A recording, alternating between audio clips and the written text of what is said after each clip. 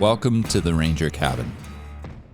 My next guest is an international emergency response nurse. When the worst things in the world happen, Ian MacKay always says yes, and is usually on a plane flying into hotspots within 24 hours. I've known Ian since the beginning of his nursing career. He's a man of many talents, a competitive CrossFit athlete, a ski patroller, and a bagpiper. For the last 100 days or so, Ian has been coordinating and giving COVID vaccinations in the Northwest Territories, but thankfully took a break to come and see me. For over a decade now, Ian has committed himself to being in the middle of disaster relief efforts around the world. Haiti, the Philippines, Iraq, Ecuador, and Greece during the refugee crisis, to name a few.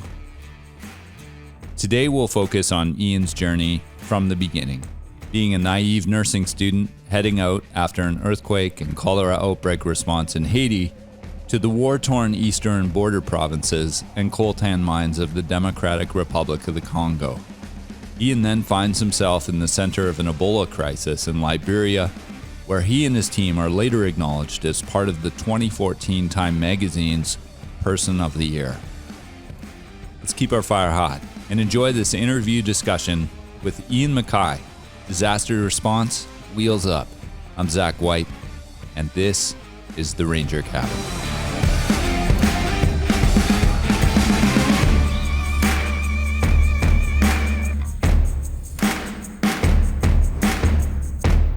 Do we have a certain time when you can start drinking beer in this podcast?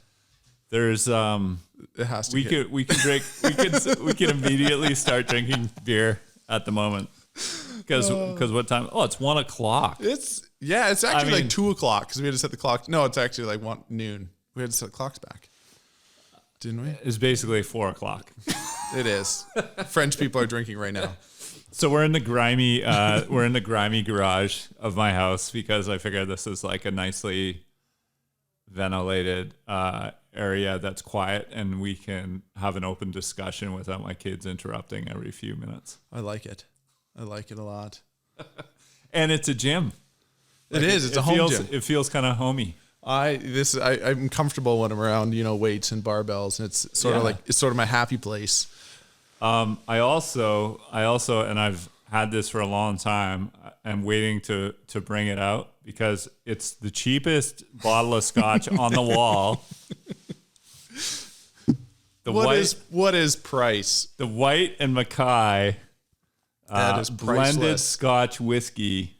I've never tried it before because my grandfather told me a story about how he went to the Whyte and MacKay distillery, and when he got there, it was his great uncle or something like that started this distillery, and he was such a cheap bastard. He made him buy his own whiskey at the tasting bar. Oh man! And he never forgot that. He was like, he probably never bought a bottle since. Yeah, exactly. And so I was like, I'm not buying that. And anyways, I bought it because I thought it's glorious, and we should try it because I bet it's horrendous. It's Have you ever tried it? I can't say I've ever tried it. No, but I'm not a big Scotch drinker, but when I do drink Scotch, it's usually not this type of Scotch. Don't you have like Scotch in your blood? Is there a big Scotch festival around here? You gotta know your Scotches. Exactly. Let's bust. I feel like this is such a fitting moment. Let's try this. Hang on a sec. I can't even get up. I'm like stuck in my lawn chair. All right. Cheers. Let's see if it tastes as great as it did when I was 13. How's the nose? Smells like Scotchy. Smells like a cabin. I like it. I feel like I should be on the chairlift while I'm drinking this too. Oof. That is... Dude, that's not bad. That's not bad. Well, I mean, for all we know, it could be terrible, and we just think it's good because we don't know what good Scotch is. But I know what good Scotch is. That's the problem. I've never had cheap Scotch. But this isn't too bad. No, I mean, how long do we have today? I would have this camping. Yeah. I would have this camping. I would for sure. That's going to be and my next. We have a huge bottle of this. We got 1.14 liter bottle. $20, right? $20. Bro, it's so good to see you. I it's kind of a fun fact, I guess, is that you dated my sister-in-law. And that's how we I was wondering if that was going to come up. It's coming up. So that's fine. But that wasn't the weirdest part. No hard feelings on that. No. That's good? Okay. Yeah, absolutely.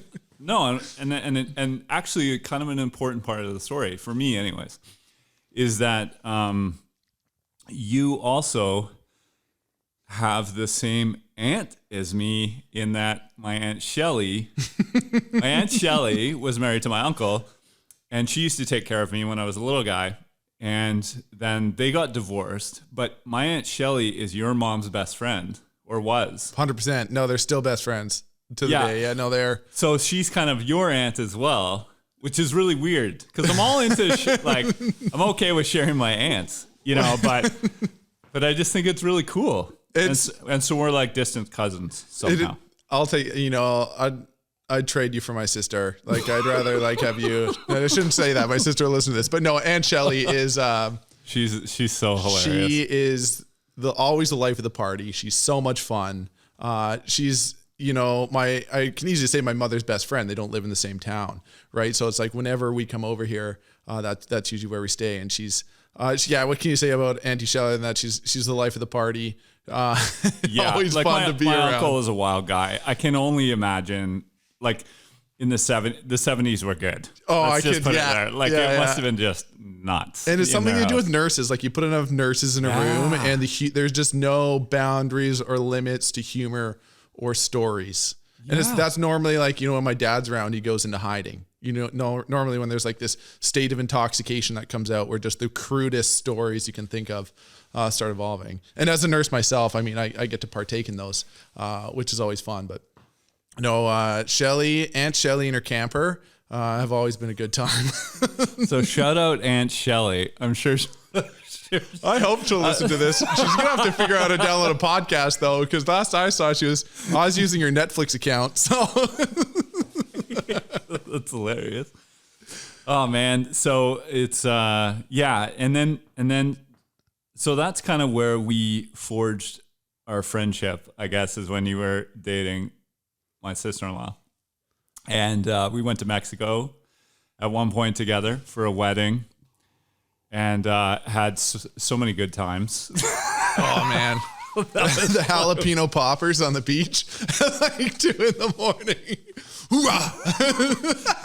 Yeah, and our love of Navy SEAL culture and different movies. Yes. Right. So you've been raised by a nurse in your mom. Yeah. You have a pretty big family that you're really close to. Mm-hmm. I would say. Yeah. Closer than normal families. Your sister actually was a daycare provider for my kids at one point. Yeah. Right. Yeah. Your grandfather, Ian Potts, who passed away a couple of years ago, a year ago. 2 years ago. 2 years ago. 2 years ago. Because he died on my birthday. I remember. So, you were here. We went for a drink. We did go for a drink that night, didn't we? Yes, we did. Ian Potts, he was my dad's favorite teacher. Really? Yeah. And he really influenced my dad. My dad is a very work with your hands, blue collar kind of guy. And Ian he said, that's really valuable, and showed him why that was valuable. And my dad went on to be a tradesman, and always said, Ian gave me that, Mr. Potts gave me that confidence to be able to do that, and just speak so highly of him. So I love your family. I think they're awesome. And I think it's really important to your story because you're so well supported, and you have such a rich, multi-generational family. And you play pipes, and you can bond in these other ways. And I think that's an important part of the story.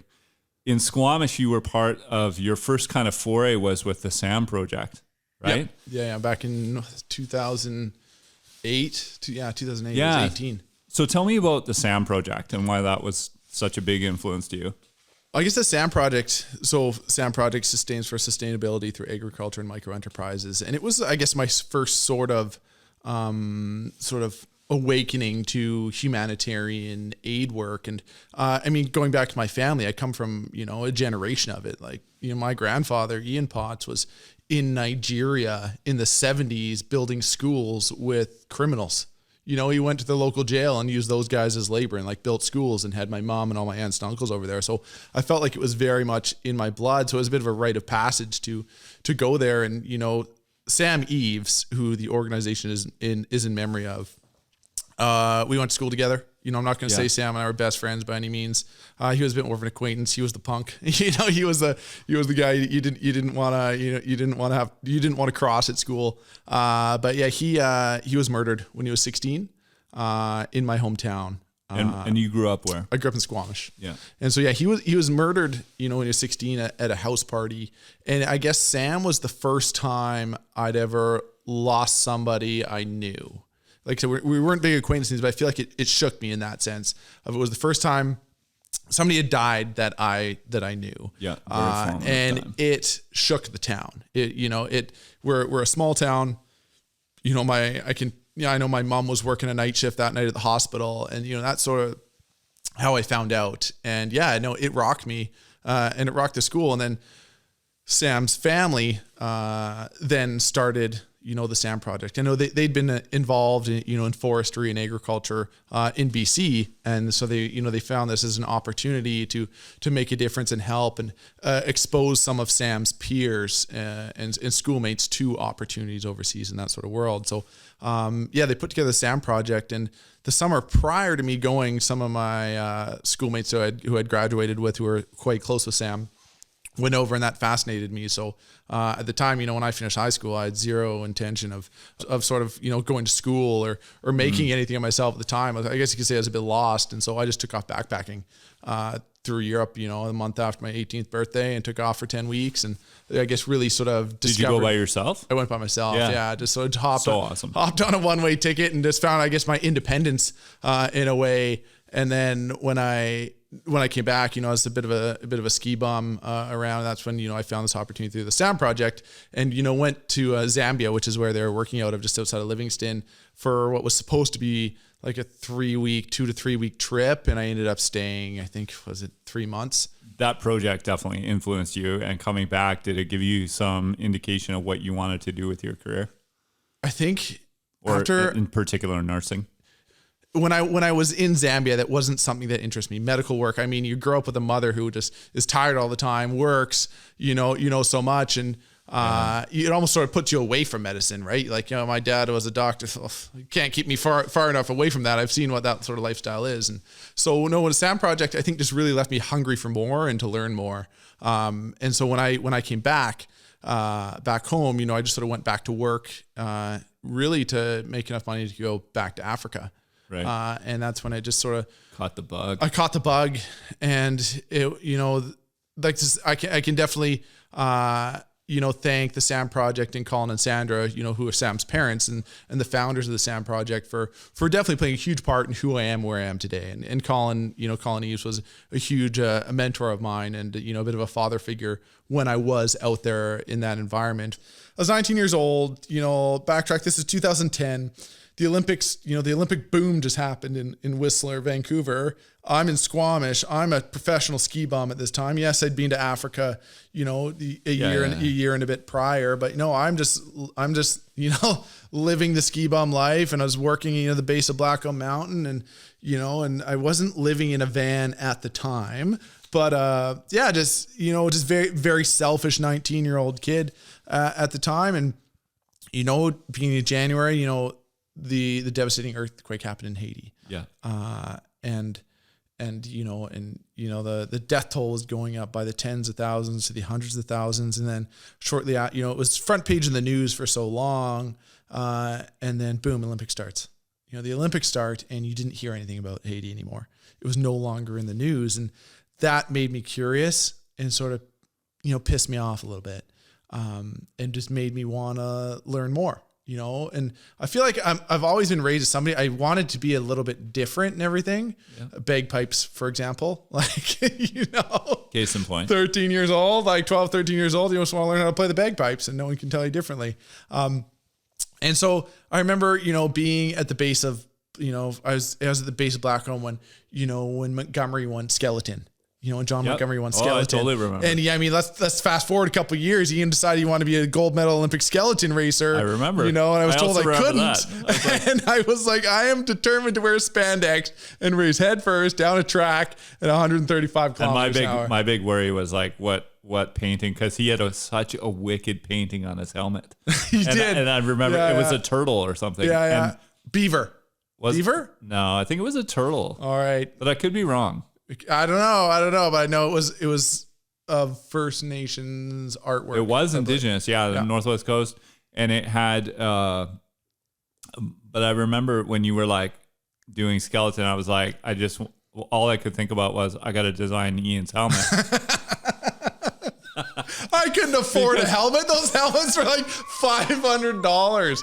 I was using the loaner helmet because I was too cheap to pay for it. But I just laughed when you were like, "Yeah, I'm racing skeleton now." I was like, "Yeah, of course." But I was there when Montgomery won gold. So cool. And it was the most magical moment. Like I can't, you know, I remember the vibe. It's just so patriotic at that time. You know, and then, you know, I was down at the base of Whistler. Yeah, it's such a not good the time Longhorn. Too. I have all the photos. He had like a jug of beer in his hand. He was in the street. My friend handed him that case of beer. I was working with her. Yeah. No, she handed that case of beer. But I remember I was also at like not Longhorn, Merlin's. Longhorns is Whistler. Merlin's is Blackcomb. Yeah. And when Crosby scored Olympic gold, I was working at the time and I was missing the game because I was working. And then it went into overtime and my shift finished. So I ran over to the Merlins to watch the rest of it. When we won the gold medal game. Aginla Crosby. Magical. That was amazing. And then it ended. And I remember during that time, you know, my uncle who spent 15 years in Kenya as a missionary doctor, who is to this day one of the most amazing individuals, you know, I've ever met and a huge mentor in my life. Were you raised in the church? No. Okay. No. My parents are both sort of the black sheep, you could say, of the family. Whereas both, you know, my uncle from my dad's side, his oldest brother is a missionary doctor. Yeah. You know, who spent a lot of time in Africa working in Malawi. And then, you know, my uncle from my mom's side, you know, was, you know, a missionary doctor in Kenya. You know, backtrack here, I'm working the dream job, base of Whistler Mountain. I'm helping run this GPS company. I basically put GPS locators on ski school kids and find them when they're lost. It was like new age search and rescue. That sounds like something Will Ferrell would do in a movie. Like, all these ski school kids are getting lost. I have an idea. Let's put GPS tracking chips on them and strap them to their legs. And when they get lost, Ian will go find them. And that was basically my job at the base of Blackcomb Mountain. And then, you know, my uncle was going over to Haiti as a missionary doctor on this medical surgical team, and they were short a nurse, and so they reached out to my mom, who's a nurse and a phenomenal nurse at that, and so that, hey, can you join it? And I think if I remember correctly, my mom was just had a knee surgery, and so she couldn't go. And I remember going to visit my parents that night, and you know, my mom was telling me, you know, that she'd been asked to go to Haiti with my uncle who was going, and he said, my mom said, I can't go. Maybe you should go. And at the time, you know, I'm 19, you know, I'm young and dumb. I'd been to Africa. You hadn't started nursing yet. No, I hadn't started nursing. I didn't start nursing school until I was 22. I had a level, but get this, I had a level 3 first aid ticket, my occupational first aid level 3. So I was pretty much a doctor. 3 days later, I was determined I'm going to Haiti, you know, and I'm going to go save some lives. Change the world. The hero complex at 19 years old. White savior. Exactly. Heroes coming in. And so I remember, you know, Did you get a red carpet. Pretty much. And I reached out to my uncle and I said, hey, I hear you're going to Haiti. I want to come. And so he sends, you know, the email to us, team lead, the medical team lead. And, they put me in touch, and I said, hey, I'm going to Haiti. I want to come. So it's like, okay, you a doctor, you a nurse, and this and that, what's your qualifications? I'm like, well, I put GPSs on I kids. may be hungover. I put GPS locators on kids, but I've got a level 3 first aid ticket. And I remember I said, I've got a level 3 first aid ticket and a strong back. And that is how I worded it. Right. Of course, I got a response from them being like, no, take a hike, kid. You're not coming. You're a liability. You are a liability. It's exactly what I was. And I just remembered sort of getting that email. I'm at work, in Whistler at the time, and being like, oh, I thought, the world was my oyster here, and I could do anything that I wanted. I'm invincible. I'm 19 years old. Unwanted. What do you mean you don't want my help? You need my help. You need me. Yeah. I don't need you. And so what did I do? I remember calling my mom. I was living with my parents at the time, so I called my mom that night. Just so much privilege. Yeah, I know. And I called my mom, and I was working a night shift at the hospital. And of course, the cell phones aren't here, right? So I call her on the landline at work and I say, Mom, I need your Visa card number. And she goes, well, what do you need my Visa card number for? I'm like, well, I'm booking a ticket to Haiti. So I literally, everyone's like, how do you go to Haiti right after the earthquake? I'm like, easy. I went on Expedia. So I went on Expedia.ca and with my mom's Visa card number, and I booked a one-way ticket to Haiti. And I booked it, and then the day before I took off, my uncle said, you can stay here for a week. Right.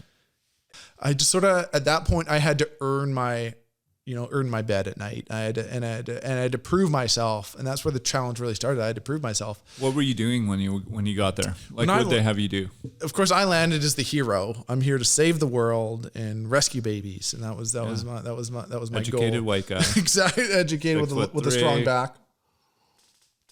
And I just remember being put in logistics, and I didn't even know what logistics was at the time. Right. At that point, some of the groups are trying to pull out of Haiti. What is it? What is logistics? It's triage, or just in like, we need water, we need tents. Exactly. You just basically, someone says, we need this, make it happen. Logistics make it happen. Yep. Hey, we're running out of water. Logistics department make it happen. So at the time, a lot of these medical groups are pulling out, like 82nd Airborne for the U.S. Marines, who, like I said, as a military buff, as a kid, I'm drooling. I'm walking in, like 82nd Airborne's there, a bunch of military groups, but they're all pulling out at this time. So they're leaving behind this mass amounts of medical equipment, and we wanted it and we needed it. So I worked, to try and acquire that medical gear. And then what I learned at that point was so little of a medical missions trip or a medical aid trip at that point is actual medical work. There's so much that happens on the back end of logistical change, whether it be travel or finance or what have you. But most of all, it was acquiring the supplies. Here we are in Haiti. We've only got a certain amount of supplies. We only have a certain amount of water, and trying to make this whole surgical trip work. And so I remember driving down into Port-au-Prince. And remember, at this time, the one thing that I think the organization, exploited a little bit was, I'm not with an aid organization. So there's zero liability. There's zero security. If you need something done, just ask Ian. He's dumb enough to do anything. So I remember going down into Port-au-Prince at night sometimes to try and find blood at blood banks. And traveling down into Port-au-Prince to get this medical gear that the military is pulling out. So just getting these mass quantities of medical gear, but then it was just, thrown into these bins and then trying to sort it, organize it, find a place to store it. And most of all, help supply the operating rooms and this and that to help achieve our goal there, which was sort of supplementing the Haitian healthcare system to provide some of these surgeries. At this point, we're quite a few weeks out, dealing with a lot of post-op infections and the bigger picture of things, and just the basic healthcare needs that people didn't have. And so I worked in that role, and it was, I wasn't happy. I wanted to be the hero. I wanted to be. Yeah, you're 19. I'm 19. I'm not a logistics guy. I want to be a doctor now. And so I remember going to bed one night, And with the medical team, and my uncle's there, like you said, he's sort of taking me under his wing a little bit, but still it's like, you got a week, you got a week where you got to get out. Yeah. And he's a busy guy. At this moment. He is like, he's the backbone of the surgical team. Like I said earlier, he's a GP. He's a family doctor. Right. But then he hits you with but I spent 15 years in Kenya as a missionary doctor. So that basically says, I can do everything. Yeah. Like anything you need, I will do. If I don't know how to do it, I'll read a book and I'll do it the next day. And so that's why I had a massive respect for him in that sense. And I remember we're having dinner in sort of the area we were living at the time. And we get this phone call of like, hey, we've got this case coming in the hospital. You need to come. And so I've, throw on my scrubs, right? Because I feel like I'm a doctor at this point, and running up to the hospital, ahead of the medical team. I went ahead, and they brought in this woman in labor who preeclampsia. So in the prenatal care side of things, it's just, high blood pressure, which, here in North America is very manageable, but out there, when you live, in very desolate, remote regions, not very manageable without access to that healthcare. So I remember getting there and then basically carrying a woman in, 4 guys, each having one limb, and putting her up in what we call our trauma bay, which is literally a stretcher in an empty room, and learning soon on she was dead, and it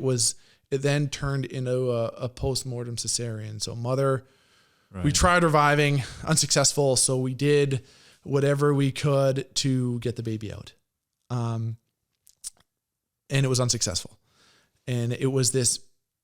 Just sort of the world came crashing down on my shoulders at that point of this, invisible hero complex to this moment of helplessness, of what did I just see? And I did not sign up for this. I think it was just, this is what it's like out here. This is what, this is why we're here in a sense. But I remember sitting there, that night staring with the team, seeing this dead mother with her dead baby in her arms, and it just being this wave of emotion coming over me, and it's funny. I remember going back to the room that night with everybody just, not doing well. And we sung Amazing Grace, and my uncle played on the guitar. And ever since then, it always had a special place for me, because it always takes me back, to that moment, that night in that Haitian hospital. And fast forward a day, the next day work goes on. You don't have time of grieving. You got to get up and go back to work. And I literally went back to work in the basement of this hospital, organizing medical gear. And that was what my job was at that time. And when they needed this, I had no idea what a Foley catheter was. I had no idea what this dressing or gauze was. But, I'd literally go down and read packages until I found what they needed. I bring it up to them. And a lot of the time, it's exactly the opposite of what they actually needed. And I have to go back down.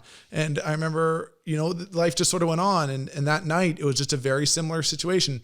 But I was, that night we had a guy who came in, and that day sort of. So it was the next day, and the guy came into the OR, and I just happened to be there, and my uncle thought this was a great opportunity to give Ian his his moment, his time to shine. So I got pulled in the operating room that day, and it wasn't the prettiest of cases. And this is sort of when it all comes down, like it's only going to get better from here, Ian. And it was a case of Fournier's gangrene. So it's like a flesh-eating disease. You know what that is, don't you? Yeah. It's basically flesh-eating disease in a male genitalia. I'm not sure how in depth we go in this podcast, but and that's what it was. And it was so he says, Ian, come to the operating room with me being like, I got a pair of Fournier's. I got a case of Fournier's gangrene. I'm like, oh sure. I love Fournier's gangrene. This is great. That's my jam. Showing up and being like, oh my, what is this? And I remember, being in the operating room that day, and there was another male nurse who's actually from the island, Will Chambers. He lives in Nanaimo. And my uncle and just going in, helping do surgery on this, senior gentleman in Haiti. And long story short, I did not vomit, but I came pretty close a couple times. I learned a lot at that point, and a better appreciation for male health and the healthcare system we have here. And then I remember that day, there were a couple other cases going on and in the OR that day, and I stuck around. And there's one thing I learned at that point is like I'd put in the work down in the basement during the day and help the logistical side, but at night I really enjoyed being in the hospital when the ORs were closed, when it was just the local patient population. It was quiet. It was such a resilient population. They'd seen so much at this point. And I remember working with, these, I'd say kids, but they were my age, they're 18, 19 years old who, there's one girl, I remember Renita, and I was good friends with her brother, Sman, and I still am to this day. We message each other quite often, and she was buried in her school, for 3 days and crushed. And Sman went down, found her in the school as her older brother and looked after her, and brought her food and brought her water until she was able to get the resources in there to get her out. And they got her out and they brought her to the hospital. She had multiple crush injuries. And so it was just being able to spend that time with these families and learn about them, and with broken English and broken French, trying to understand these people and just being so humbled by their stories and what they'd been through. Meanwhile, a month prior, when all this earthquake and all this pain and suffering was going on, I was bartending. I was finding lost kids on the ski hill. And that night, it was, like I said, it was the night after that incident. I heard this commotion at the front of the hospital, and I run out to see what it is. And I knew a truck had pulled up, and they're carrying this woman identical to the night before, but 4 guys of 1 limb each, carrying her down the corridor. And I remember she had a popsicle stick in her mouth, and myself, most people have left the hospital at this time of night. I'm one of the only guys on that medical team that was remaining. And I remember following them in to our trauma bay. And there was another anesthesiologist there with us. I can't remember his name, but he was an anesthesiologist from BC. I remember them throwing her on the stretcher, and me just post-traumatic at this point from the night before of, I've got a pregnant woman on the stretcher. She looks dead to me.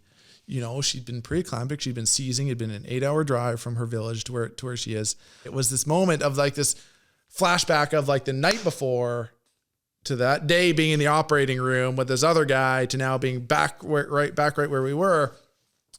And her being alive. He's delivering the baby. I'm there as a second set of hands. I remember it sort of slides into my hands, and I'm holding there this like squirmy little mucousy, slimy object, just being like, do not drop this thing you have in your hands. And I just remember us, stimulating it, and the baby came to life. Yeah. And the baby started crying. And it was this feeling of joy, this total opposite. I remember the night before when we'd watch that, mom die and the baby die, and just being so disheartened, be like, I need to go home. Like, I need to leave here. This is not what I signed up for. Right. This is not a good place for me. To the next day being like, all right, maybe you can do this. Maybe this is your jam. And I remember, the baby survived and the mom survived. And that was sort of, I think, when I earned the respect of the medical team. Holy cow. So at what point, because I think we met, I want to say, we just had the twins. Is that right? I remember I'd come over here, and my grandparents don't live far away from you. And yeah, I remember we were supposed to meet up because Lindsay talked very highly about you. And, was it Taylor? Yeah, Taylor Conroy, and about those projects. So I'd researched a lot of that, and right. I wanted to meet you, but then how old was I at the time? I was probably 21 or so. I think 21 or 23, maybe. You were a pretty young pup. Yeah. So I was 20. Yeah, you're right. Because I would have been in nursing school. So I was about You had just started school, and she was telling me, she's like, "Oh, you got to meet this guy that I'm dating. He lives in his van." This 23-year-old. I was like, right. Wow, Lance, reach for the stars. Lives in his van. works 4 jobs, but has no money because he spends it all in Africa. But he's really happy. And she kept saying that. That I can honestly say was some of the most happiest, most memorable times of my life when I lived in my 1987 Plymouth Grand Voyager. So yeah, like when you came over, you had a lot of questions about kind of the trips I had done and some of the development work and some of the studying. And you were even thinking of setting up your own nonprofit, which was really cool. I think you did at one point. Is it still active? I mean, I keep in touch with my buddy Tom out in Congo quite often, but yeah, unfortunately, it just sort of it's one of the big regrets in life. Where it sort of hit the sidelines and got sidetracked with life, but it's definitely something I have full intentions of picking up again. Right. So your first trip, I remember, was when you were in nursing school. I think you were first year or second year, and you went to the DRC. Yeah. And I remember thinking, because I'd been to the border of the DRC. It was a beautiful experience, but at the same time, there was massive conflict going on, like within kilometers of us. And I was scared. Like it was so scary. And we were, at one point driving. I just remember going, holy shit, like there's rebels coming. The village started digging up guns out of the ground they had buried in these chests.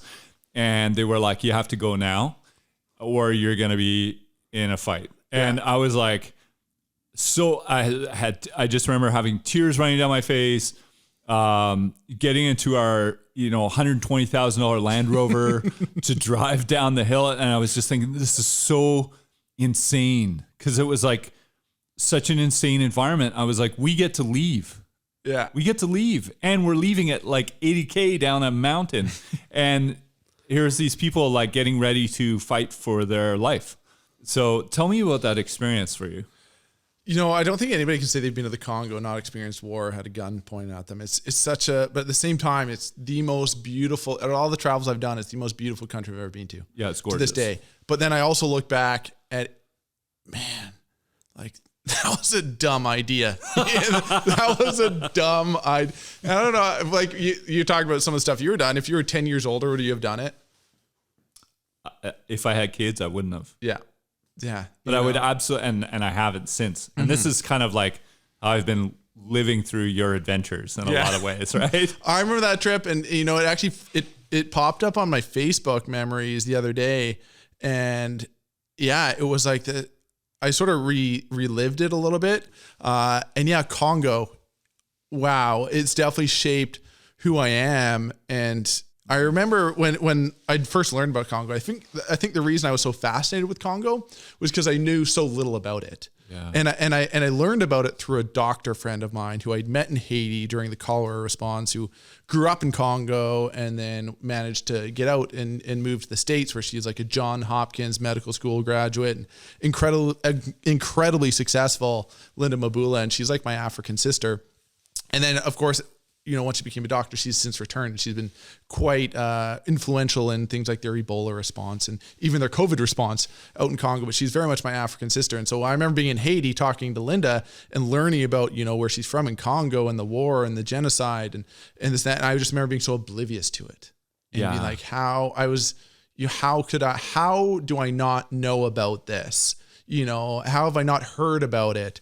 And that just made me want to learn more. And so I remember a couple months later, Linda shot me a message. I was in Haiti living at the time. I was like 21 or something. And she shot me a message and said, hey, I'm going back to Congo to see my family in a couple months. Do you want to come? And so I said, sure, why not? And I remember I jumped on a plane from literally Port-au-Prince, Haiti to Ottawa to get a visa to go in, and then got my visa and then flew right into Congo. And then, she was located in Kinshasa where her family was. And then she said, yeah, I know this guy in Eastern Congo. He's got this organization, Action Kivu, maybe, head out there and hang out with him. And I remember just landing there, and that's sort of where it all began, just getting on that plane, and landing in Bukavu and meeting Tom and learning the stories there. And I'd been there, I'd been there twice, and it wasn't until, my second trip there when, it got real deep with conflict. It's the most mineral rich area in the world. Yeah. Like the Congo is the richest country in the world, and yet it rates at the bottom of the UN places to live because of the conflict. And like, it was a country, one of the very few countries in the world that you couldn't drive across. Like, you couldn't drive across the country. Yeah, no, you know, access. it was too dangerous. And so, yeah, minerals. That was an interesting one because I wanted to learn more about it. And so I was working at the time in this area called, you know, outside of Bukavu, which, you know, trying to help build this school for, you know, for victims of war, I mean, child victims of war. So everybody. Yeah, exactly. It's so true. But mostly because it's this, you know, untalked about, you know, thing where, you know, it's this area that's plagued with war, and a tactic they use in war in those sort of areas is rape. Yeah. Right. And it's this, you know, it's just this terrible thing that's going on out there that's sort of helping influence this war that's happening. And so a lot of the kids I worked with were all children born of rape, or, you know, or rape orphans, you know, war orphans or anything like that. So I worked, you know, that was where I tried to put my focus on, but most of all, you know, the women who are victims of rape. And the Pansy Hospital was founded by this doctor by the name of Dr. Dennis Mukwege, who, you know, I had the opportunity to meet twice, and they call him the God of Woman. And, you know, I think it was in 2008, he was nominated for the Nobel Peace Prize, and he didn't get it, but that year he did get, you know, African of the Year. And he was just like this, they call him the God of Woman. Like, he is a God to them out there because he's a gynecologist and he works specifically with victims of rape. And it's at the Pansy Hospital, where, like, just very, you know, in-depth, you know, gynecological surgeries that he does and reconstruction. And so women go to this hospital after they've been victimized for treatment. But of course, we all know, especially it's becoming more and more prevalent nowadays, where it's, you know, they're healed physically, but mentally they're still scarred, of course, and still suffering. And so that's where there's the City of Joy, which was this gated, walled community outside the Pansy Hospital, where mainly consisting of victims of rape, where they can, you know, mentally can heal and receive vocational training to have some sort of livelihood after their ordeal. And we should say that's why rape is used, because it destroys your entire social structure as well. 100%. Yeah. Like families renounce other, you know, rape victims, and that's why it's used. Yeah. And so, yeah, continue. It's City of Joy. And the City of Joy was this, you know, amazing place. Well, I shouldn't say amazing place because you knew everybody had such a story, but right. It just had this feeling when you went there, like you couldn't talk, you couldn't speak, because just look around, but you'd see so many women smile and children and smiling in there. And it was tough to see, how could these people be so happy after seeing so much and be so grateful for what they have. And it was, I guess, an eye-opening time for me to realize, and to realize, you know, how good we have it here, you know, as cliche as it sounds. It's, you know, to be out there and see how grateful these people were just to be safe, to be able to go to sleep at night and not worry about being raped or being abducted or being pulled into human trafficking. It was this, you know, overwhelming, you know, feeling. And when I was in there, and it just motivated me and made me strive for more and wanted to learn more about the conflict. What were you brought in to do? Like, they must have been all looking at you like, yeah, how can we use this guy? Or what is he going to provide for us? Mm-hmm. So weren't they asking that question? They were asking that question. Were you asking that question yourself at that point? And I just remember meeting a couple, you know, from some of the bigger aid organizations, workers that I met from the bigger aid organizations who even said, like, what are you doing here? Like, this is not the place for you. And just at that point sort of realizing, well, maybe I am, you know, a little bit over my head. And, you know, a little bit. I remember this always. What were you doing? Like, when you got there, what did you do? I was learning, man. I was learning. Maybe I was just trying to find myself. I wanted to, if there's one thing that I think benefited in that scenario, was I was able to bring stories home. I was able to come home and tell stories and educate people on these, you know, on this war, you know, this war of rape, you know, in minerals and conflict minerals that's happening on this other side of the world that people were so oblivious to. And that's one thing that pissed me off was, and I got it. I ended up in a very dark place for a little bit of, I know the feeling, just getting so angry that people back home, lived this, and it was, you know, it was after the Olympics, you know, and everything was great back home. And just being angry at people, you know, all my friends who were, you know, we're all in our early 20s, they're out drinking, getting drunk, and, you know, in college and university, and, you know, having this great time. And, you know, I was just in this dark, desolate place. Just, why are not more people aware of this? Yeah. And I remember getting back home from that day when I went into the coltan mines with these rebel warlords. Like, let's be realistic what these people were, and getting back to the guest house and just sitting down at the table, just in awe of like what I'd just done. Yeah. And I can still say, you know, I've seen a lot, but that was one of the crazier times in my life where I could have gone missing and no one would have known. Yeah. No one would have known where I was. Or where to find you. Yeah, or where to find me. And the thing is, that's really hard, I think, to process after experiencing something like that, is that's there every day. Mm-hmm. Yeah. That's every day for the people that you're with. And yet you're just like, what is going on? They live this life of fear. Such a surreal reality, right? Like every time they fall asleep at night, you know, that could be the night. Yeah. You know, it's a different way to live. It's governed by fear in that area of the world. And unfortunately, you know, it's the most dangerous place in the world to be a woman. And it, you know, the stories that are coming out there are just so gruesome, and people don't, to the point where people don't want to know. People don't want to hear. Of course, you know, not. Back home, you can't even go through life, and for yourself too. I'm sure you found mechanisms to be able to go through life and continue, because you can't contemplate that constantly either. Like, you need to come up with things to be able to process your everyday and raise your kids differently. And so you need coping mechanisms. I ignore it constantly. Like, I consciously ignore it. Like, I choose to ignore it almost. And I just feel like, just to function. Yeah, it's so true. But at the same time, it just made me wanting more. You know, it was like an addiction.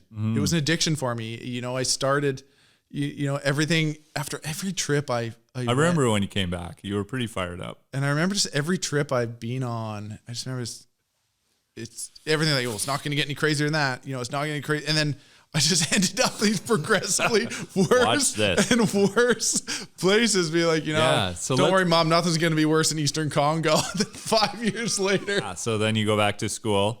Everyone's learning how to put an IV in an arm. Exactly. The thing, we were still working on the bed baths at that point. Where was I? Just starting second year. Yeah. So we're mastering the bed bath at this point. We've learned it, but now we're mastering it. Oh my God. IVs don't come for a couple more years still. But you know, what is the, you know, pathophysiology behind Tylenol and ibuprofen, right? Really crucial things to know in life.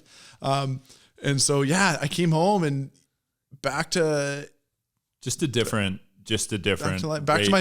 my van. You know, that's literally, you know, where I'd go, and it'd almost be like my happy place, because it'd be mine. It'd be the secure spot. I'd sleep wherever I felt like it. No one could tell me what to do. And I guess it just sort of worked with my lifestyle at the time. You know, I was a ski patroller, so I'd be working on the ski hills on the weekend and get to go skiing, and, you know, I'd be bartending at night, and then, I just literally go to school during the day. Where did you bartend at? I bartended a couple places in Squamish. Don't tell me Longhorn. No, I was Whistler. No, you had to work. That was like the Ivy League of bartending. Right. I was always a Squamish guy on the weekends. Okay. And pretty family oriented still. Meanwhile, you're trying to have a relationship with my sister-in-law. Exactly. She was an enabler. We're gonna. She's like, he's doing what he likes. He's happy. At least one of us was. Oh man. But that being said, like, it was a very selfish time. Like, I was at a very selfish point, and that sort of work. You're a young man kind of exploring what you wanted to do. I mean, this is one of the greatest things that I appreciate about you that a lot of people haven't done, which is really reflect on what you want in life, what you want to do, how you want to proceed.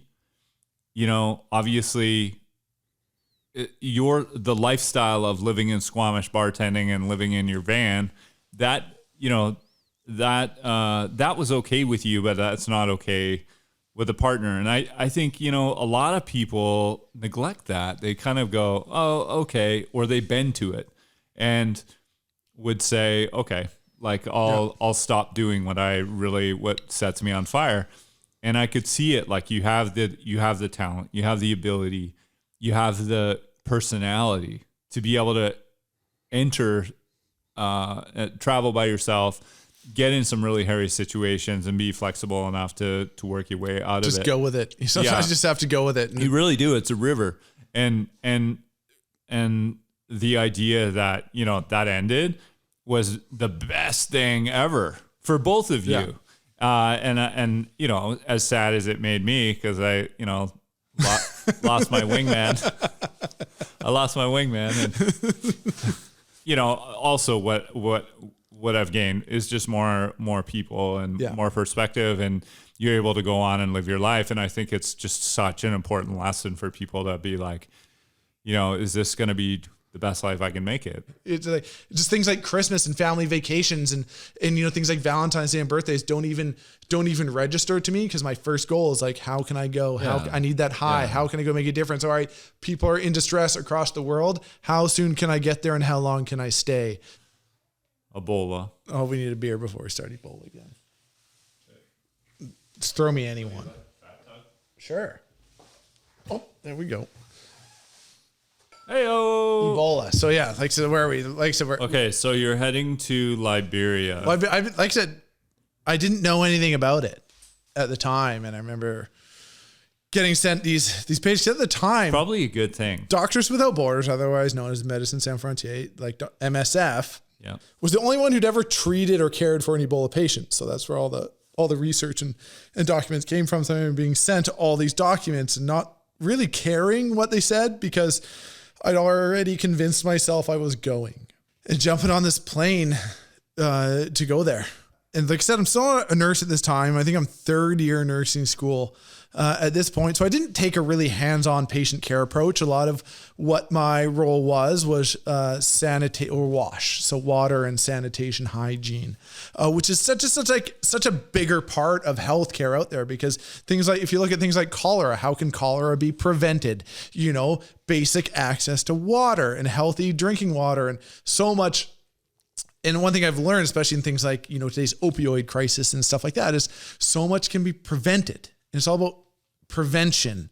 And, so when I was working in Ebola, I was with the WASH program. And I remember being a bit jaded at the time, because I wanted to be on the medical side. I wanted to be saving lives. And instead I was, with the WASH guys. And like I said, it wasn't really a big thing at this point. Ebola was not in the news. We were just this small medical group in West Africa, in Liberia, providing care to Ebola patients, and going into the clinics the next day and learning a little bit about it, and meeting our medical director at the time, Kent Brantley, and some of the other staff, Nancy Wright-Bull being another bigger name, but a lot of Linda Mabula came out later on. She was my African sister from the Congo.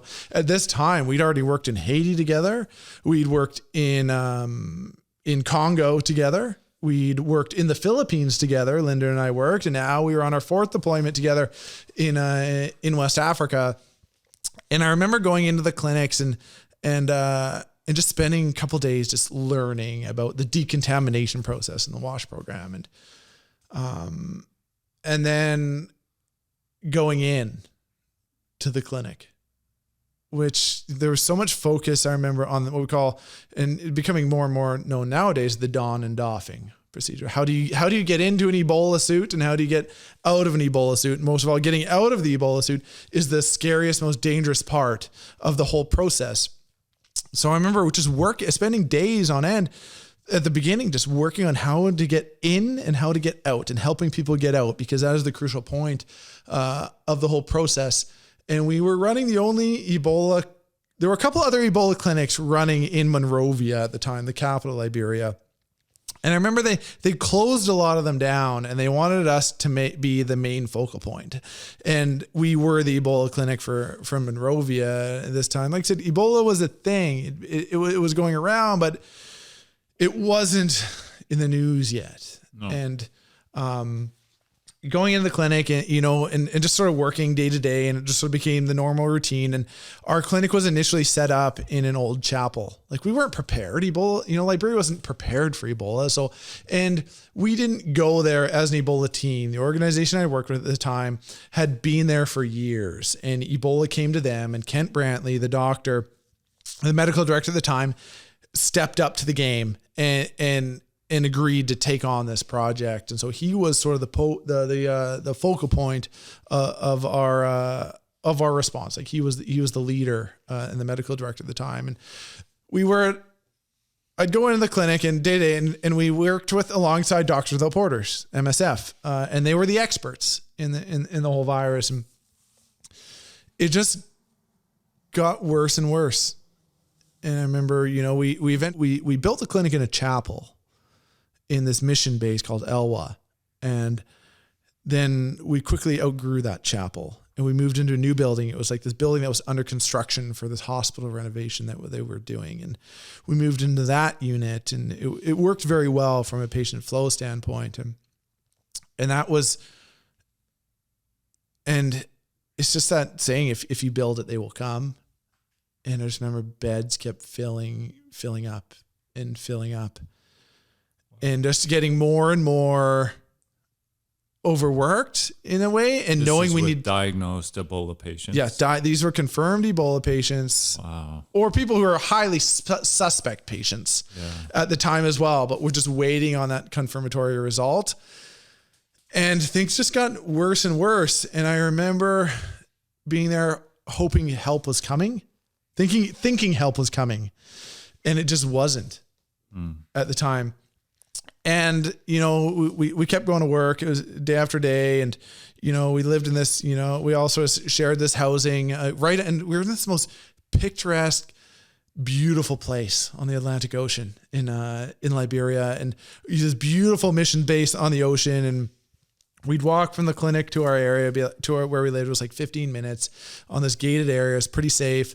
And day to day, things just got worse and worse. And then, I remember Kent being, he was the focal point. He was the medical director. He was leading the response. He was the hero for us. And I just remember he had to go back to the States for off time with family. And his wife and kids were living with him in Liberia at the time. They left a couple of days before I arrived. And I remember Kent, when I talked with him and I met with him, he was like, yeah, I'm going back to Texas, in a couple of days.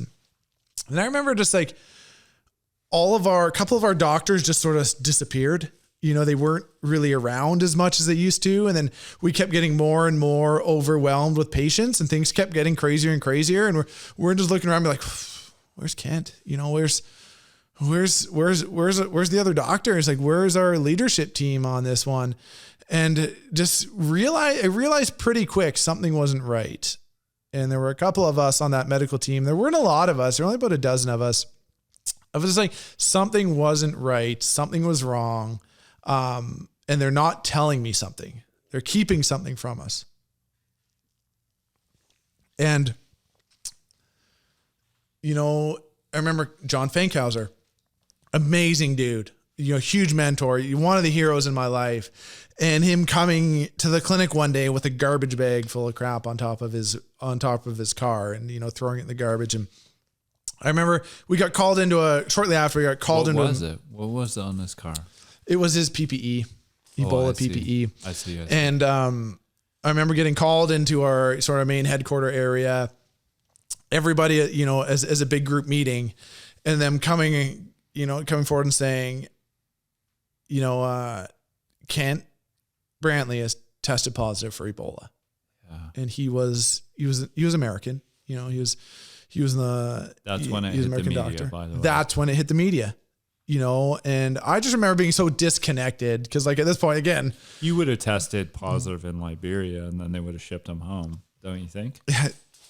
You'd hope so. Yeah. Yeah. And I remember, just not, I don't have a cell phone. Like at this time, I don't have a cell phone. I don't have my cell phone with me. And I remember hearing about this news and just sitting in the kitchen of our crew quarters and being the first thing that went into my mind. And there was a couple friends that were beside me that we can recite this. I said, my mom's going to kill me. Like, my mom's going to shoot me for this. Like, this is not good. I just remember being like, what are we going to do? We just lost our leader. Yeah. And I just remember this feeling coming over the team, because for me, Kent he's not a friend. You know, I'd worked with him for a couple days here and there. I wasn't close with him. He'd lived there on that mission base for quite some time. So he was family to a lot of people on that. So I just remember the feeling in their eyes. And at that point, we'd had 2 survivors out of everybody. Out of all the patients we'd had, so we had 2 clinics. So Samaritan's Purse, who I was working with at the time, was responsible for all clinical care in Liberia. So we had one clinic at the north of Liberia, another one south of Monrovia. So we're the only 2 Ebola clinics for the country. One organization, you know, the only patient care. And in West Africa at this time, Doctors Without Borders and Samaritan's Purse were the only 2 organizations providing clinical care for Ebola patients. And I remember, just being in that room and a bunch of seeing Kent's friends and sort of family at that time, and just the distress on their minds, and just me just being that selfish of like, oh, my mom's going to shoot me. After this, it was the first thing that came to my mind, believe it or not, because, you know, I'd been through jungles at this point in Eastern Congo. I put my mom through some stress, but I don't think she really knew what sort of stress I put her through, because I hadn't told her about things like, you know, my time in conflict minerals. And so when I was in that room, it was this like, well, what's going to happen next? What are we going to do? And I remember going to bed that night terrified, because then we thought back to it and what sort of, you know, interaction. Well, the first question was, when Kent tested positive for Ebola, how did he get it? We were so diligent. Even MSF was like, we were over diligent in our measures. How did he get it? Right. We had no idea. And I think that was the biggest mystery, was how did he get it? That was what scared us all. Like, well, have we been exposed? And then we started, you know, the next day we go back to work, we find out. And so I remember Kent was the first American. Ebola had never left the continent of Africa before. This was the first time it had affected a foreigner. And so when he got it, you know, the next day we go back to work, we find out Nancy tested positive.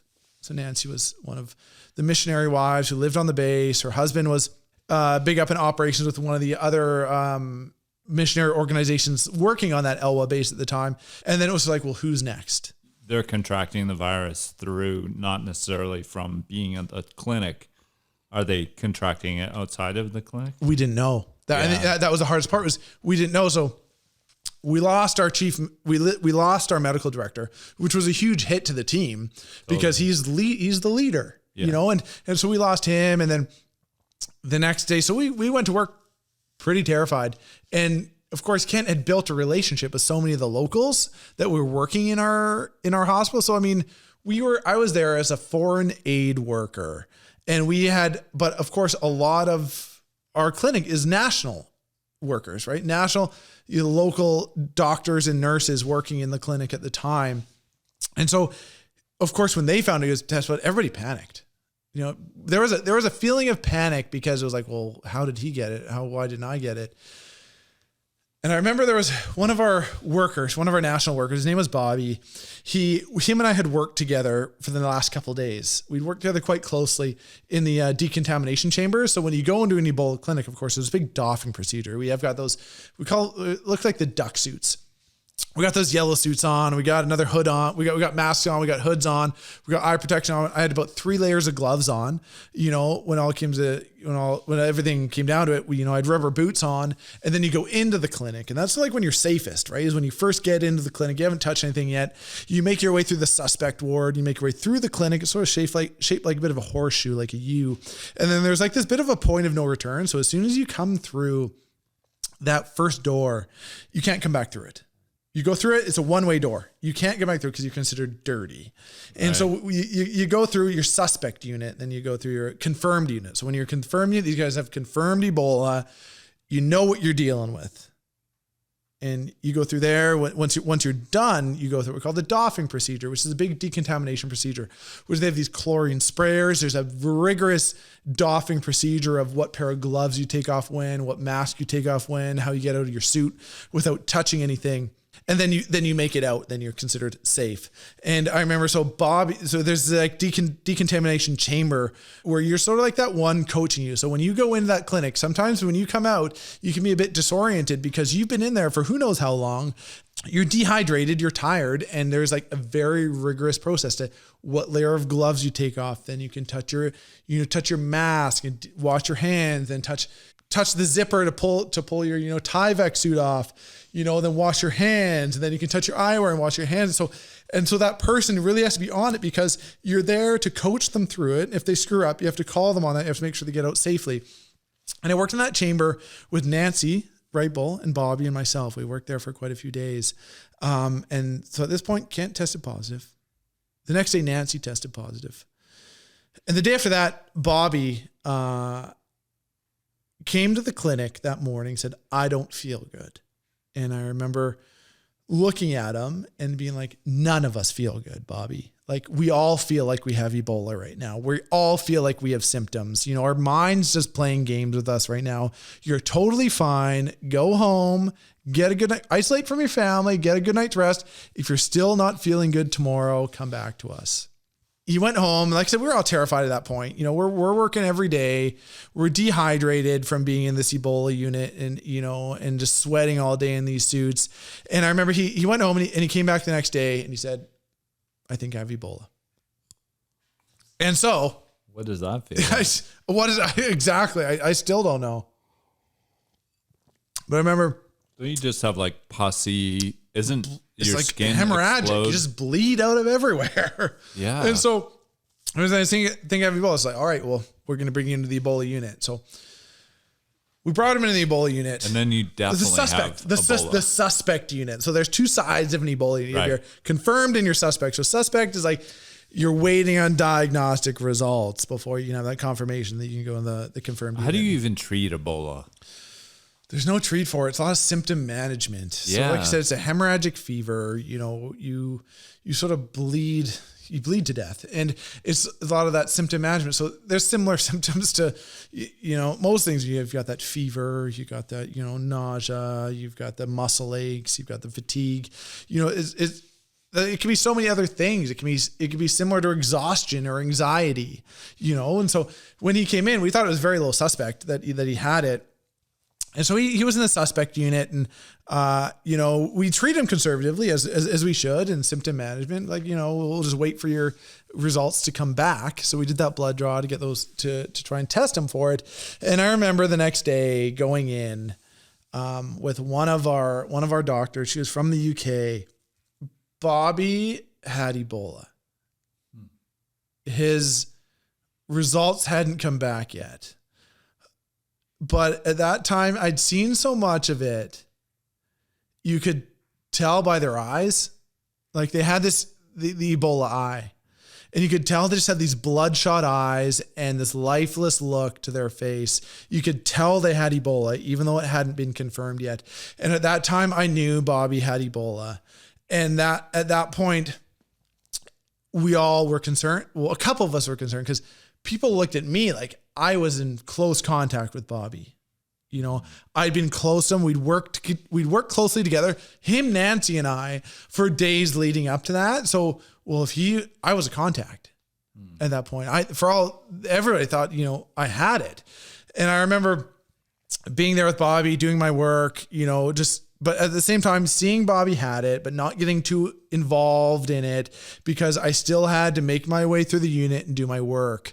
And I remember the happy point, the one reprieve I had in Ebola was sort of like it was like a childish thing where, of course, all of the waste we had from the Ebola unit, we had to burn. You couldn't throw it in a garbage can, so we had to burn it. So we had this burn pit out back behind the Ebola unit, and all the waste would get thrown there. And then my daily ritual is I get to go light it on fire. And that was my reprieve for the day. And I remember, so I'd go do my work through the unit and I'd leave, I'd decontaminate. I'd take a cup. I remember at one point I chugged 3 liters of water. I remember getting out of that Ebola suit and you're just so sweaty and you're so dehydrated and just chugging water. I remember being trapped in that suit because we only had one decontamination chamber and a bunch of our national workers panicked. And when you panic, it's the worst thing you can do because that's when you're most vulnerable, is when you've been in that Ebola unit, you're covered in it, you're in it. You're most vulnerable, but at the same time, I felt the safest because Ebola, you knew it was all around you. And so that's what made you safe. It was when you were outside of the Ebola unit, you're outside of your PPE and your suit, that you knew you were vulnerable. But at that point, I knew I was covered in the virus. I had blood all over me from, working in there and pulling out bodies and putting them in the morgue. So I knew I had it around on me. But there was only one decontamination chamber. So we had a couple of national workers who were terrified. And of course they were. Anybody would be terrified. And so they'd get in, they get claustrophobic, they have to go right to the decontamination chamber. We only had one, so it would back up. And so, of course, each person could, it'd take 10, 15 minutes to get through decontamination. And I remember trying to get out and being stuck inside. And I remember having so much sweat and moisture. I was breathing through an N95 mask with a surgical mask over top. And I remember feeling like I was waterboarded because I had so much sweat. The mask was pulling in and out of my mouth every breath I took. And I remember feeling I was like being waterboarded and I was trapped because these other people were ahead of me in the decontamination line. And then, I finally made it in, to that line, and I was able to get out safely, and rehydrate. And I remember we had sort of like these stakes in the ground, and, we knew at that point the only thing that killed the virus was UV light and chlorine or bleach. And so we'd take all of our gloves and our boots and we'd hang them on these steel stakes in the ground. As soon as you get out, it was rehydrate, get your head back in the game because you're going back in. This is something I haven't talked about, in a very long time. And we're getting ready to go back in the unit and donning my unit. And the donning unit tend to be a very happy place. You're getting dressed. You've always got somebody helping you. You got mirrors. You're making sure everything's good, making sure you're getting ready to go back in. And I remember going back into the unit and going in with another colleague and going through that point of no return where you can't go back, and yet stepping in the unit and going up to Bobby and seeing how he was and be like, "Hey, Bob, how you doing, buddy? How you feeling today? What's going on?" And not getting a response from him. And I remember not getting a response, already he's asleep, trying to nudge him awake, and realizing at that point when I turned him over, it took me right back to Haiti, man. It took me right back to Haiti when I'd had that one mother, that dead mother with her dead child, and he had the look of death. He was dead. And it was this moment of realization of being like, holy shit, this is a guy that I'd worked with how many days prior, and he was dead. And there was no time of or sense of mourning in that instance. It was, all right, Bobby's dead. I've got to go back to work. You couldn't dwell on it at that point. You're just heads in the game because you've, as much as you want to dwell on that, you want to mourn it. You've got other things you have to do. We're running an Ebola unit, but we also have 2 of our friends, our family members that have the virus. And so I remember just being like, all right, well, we got to, go through the process of, getting him in a body bag. At that point, the morgue was on the other side of the unit. I was one of the bigger fellas in the unit, so I was the only guy who was capable of carrying a body or dragging a body by myself, and dragging him around into the morgue and opening up the morgue and seeing. Now, when I say morgue, this was basically like a closet part of the unit. Like I said, this isn't built as an Ebola unit. It was just built as a bit of a renovation for the hospital, and bringing him in and just seeing bodies upon bodies. And all I could do was drag Bobby's body on top of all the other bodies and close the door and go right back to work. Because even though Bobby was dead, we had countless other people positive in in the unit, and you didn't want to show that weakness. You didn't want to show that weakness to them that you've been defeated, because I felt defeated at that point. I knew I'd been exposed. I knew I'd been exposed to the virus. I was worried I had it, but at that point I just had to keep going. I had to keep going on and going on, about the day's work. I remember we had a 12-year-old kid in the unit at this time. I can't remember what his name was, but we had this small crack, because we don't know if it was an airborne virus or what, right? We had this small crack in the walls of the unit, because they don't have windows out there, right? And his eyes would just poke out every day, and that's how we talked to him. And he spoke English, right? Because they speak English in Liberia, although it's tough to understand at some points. But I remember, talking to them day after day and not wanting to show any weakness to this kid, as I went on. And there were so many people in that unit that, it was just, you poke in and you do the best you could with what you had, but we had so little at that time. And I remember getting out of the unit and, going through the doffing procedure and getting out and being terrified. I'd been to Haiti. I'd been to Eastern Congo. I'd seen some brutal shit. Well, at that point, I was vulnerable.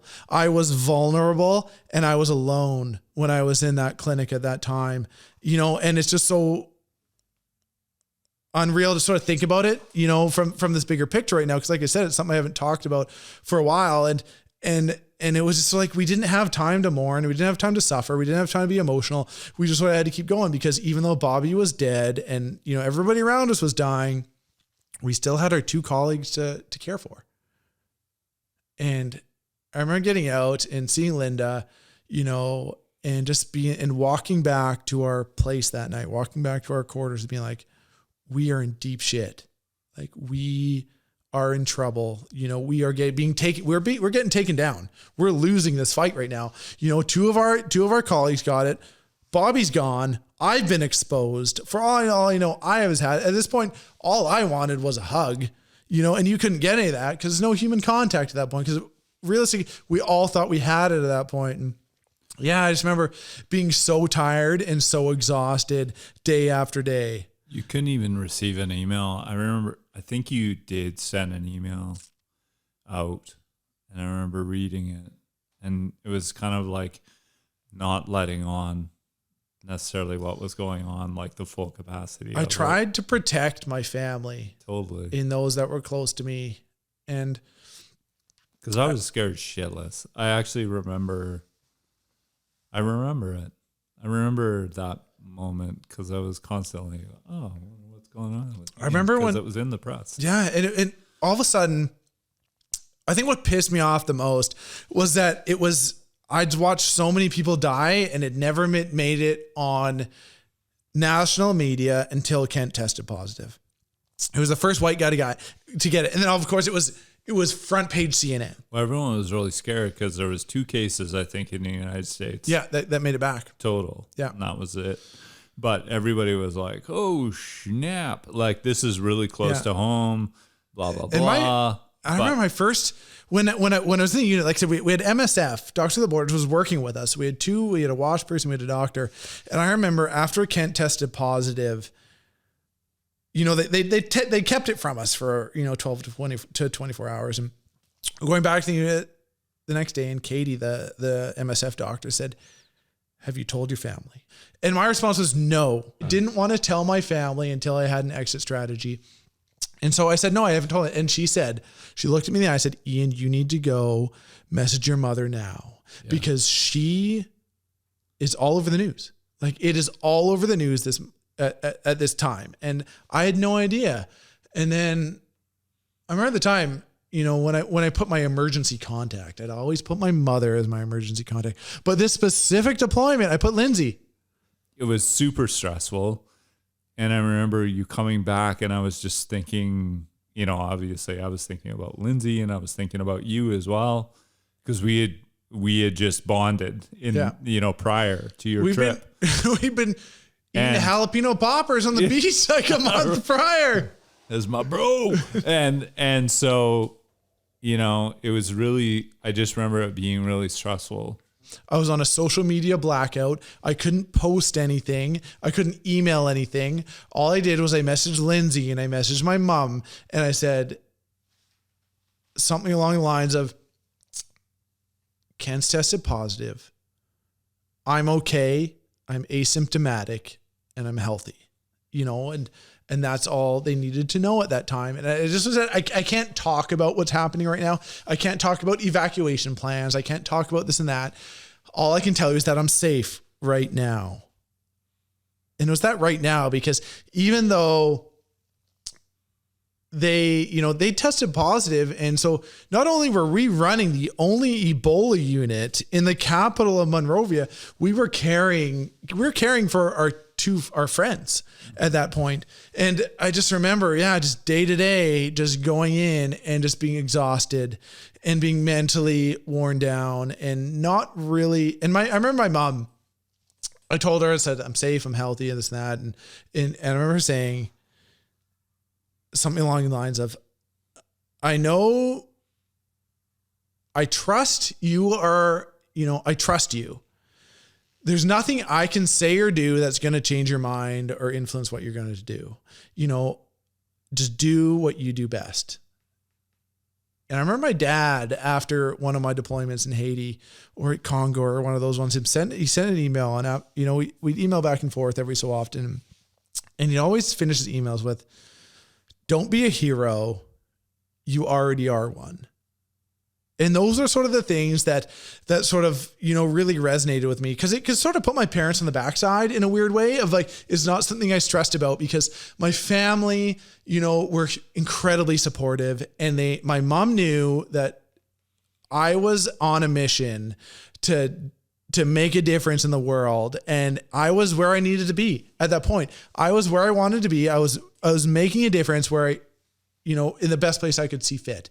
And yes, Kent was and Nancy were positive and people were dying in the Ebola unit, but I was where I wanted to be and nothing could change my mind.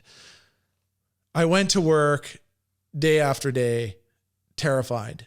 I just remember being so tired all the time, and just the common themes were, abandonment and vulnerability because for all I knew, I had it. And I was in that 21 day, incubation period of the virus, and abandonment of that. Nobody came to help. We were so tired. We were so overworked and nobody came to help. And then, we transitioned. We went into a bit of a save yourself moment. And I look back at that with regret of, we went into this moment of our friends are dying. Who do we save? Do we continue that? Do we keep the Ebola unit open as well as care for our friends, or do we focus on our friends right now? Because at this point, the organization had been there for over a dozen years at this point. So they wanted to evacuate all non-essential personnel. So the organization sent all non-essential personnel out of the country. And then there was a couple of us left, So a couple of us volunteered to stay. And that's where it came it came to a really real moment in my, I guess, becoming who I am, where the organization said, we got a way out. We got a plane out for you. Get on this plane. No questions asked. We'll get you back to the States. You do your quarantine there. No questions asked. It gets you out. And I remember thinking about it. And initially I jumped on the opportunity to get out. And it's something I'll always live with in regret, because they said, here you go. Here's your plane out. Get on the plane. I got in the truck and I went to the plane.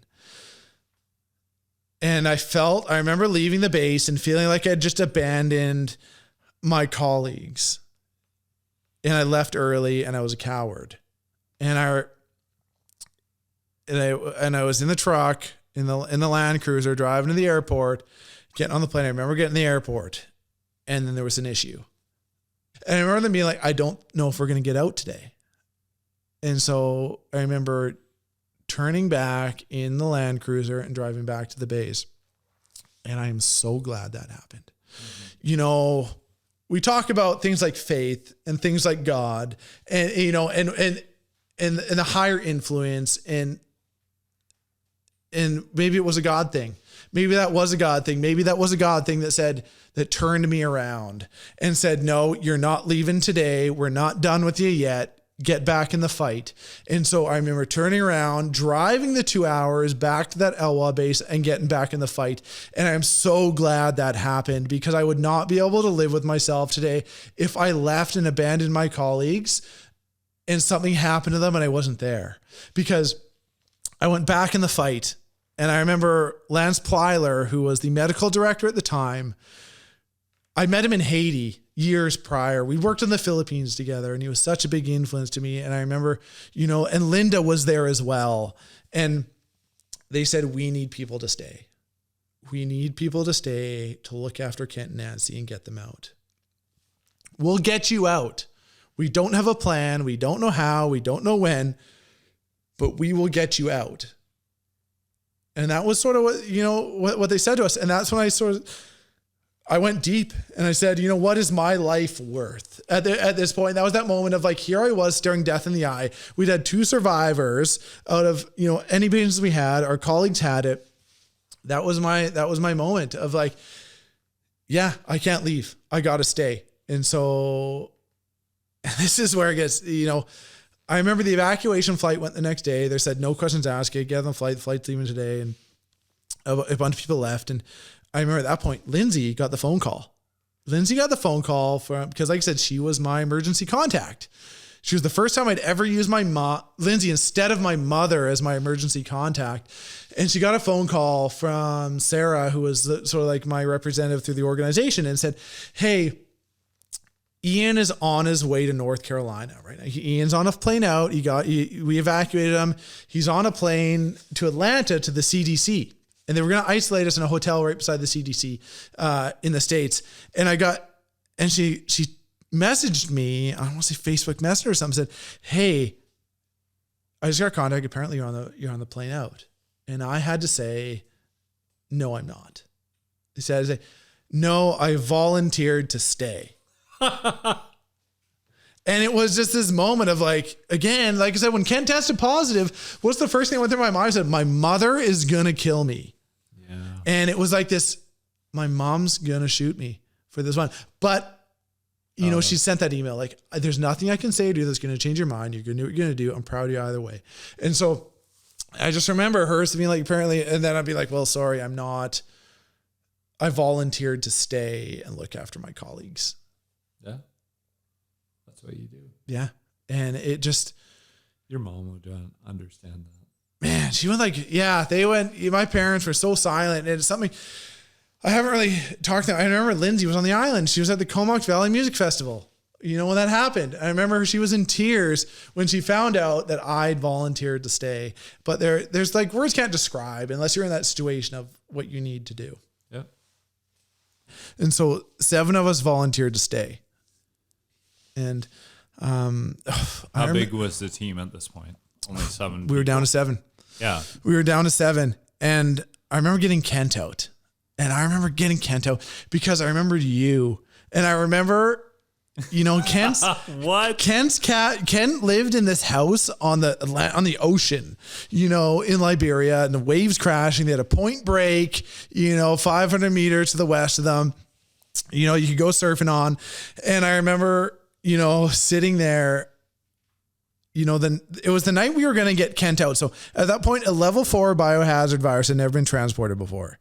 And so it had never been done before, but Ebola became a thing back, after 9/11, and the threat of Ebola being used in bioterrorism.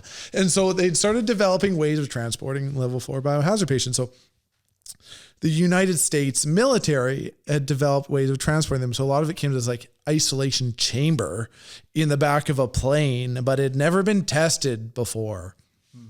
And so the organization I was working with, Samaritan's Purse, was very well connected politically in the United States. And so they had a lot of connections, thankfully, because I remember the night when we were planning the evacuation of Kent, like I said, it's never been done before. It's never been tested before. This biosafety chamber has never been tested before because it was like, a lot of funding went into it after anthrax. and the threat of the use of bioterrorism. So they developed all these things. Of course, after a couple of years, the funding gets pulled, it gets put on a shelf and never seen from again. And so they were trying to plan the evacuation. And one of our security sort of advisors was a former like U.S. Marine Special Forces guy. And, I just remember me being right, exactly. Like just being so like, you were a Marine? Like, I had no idea. You're like, yeah, I've never met one before. But this tiny little fella. And he was tasked with organizing the evacuation. And I remember I got approached from our medical director, Lance, who, like I said, I'd worked with in Haiti, I'd worked with in Greece, I'd worked with, in Philippines. Sorry, Greece comes after. I've worked in the Philippines, and him telling me like, we need you in the evacuation. And I just said, yeah. Let me know what you need me to do. And so we had our briefing, and this is where my first, this is my intro into military stuff. You're practically the man now. We had code names. No big deal. I can't remember what it was, but it was something badass and really important. I had Kent. That's all that matters. I had Kent. We're doing the briefing, and that was what basically came out, that I was transporting Kent. And first of all, the thing was, Ian, you're driving the Land Cruiser. It's a standard. Do you know how to drive standard? And me being like, not really knowing how to drive standard, be like, yeah, I can figure it out. What? I driven Lindsay's Subaru a couple times. It was standard. You didn't understand. I knew how roughly it was a Subaru, but a Land Cruiser was so different. It had all the gears labeled on the gear shifter. And so I'm going to say, you're driving Kent. So I'm like, yeah, of course. Yeah, sounds good. And so we're taking him to the international airport. At this point, remember, we are front page CNN, CBC, all those major news stations. We are front page. And so, but it was like this feeling of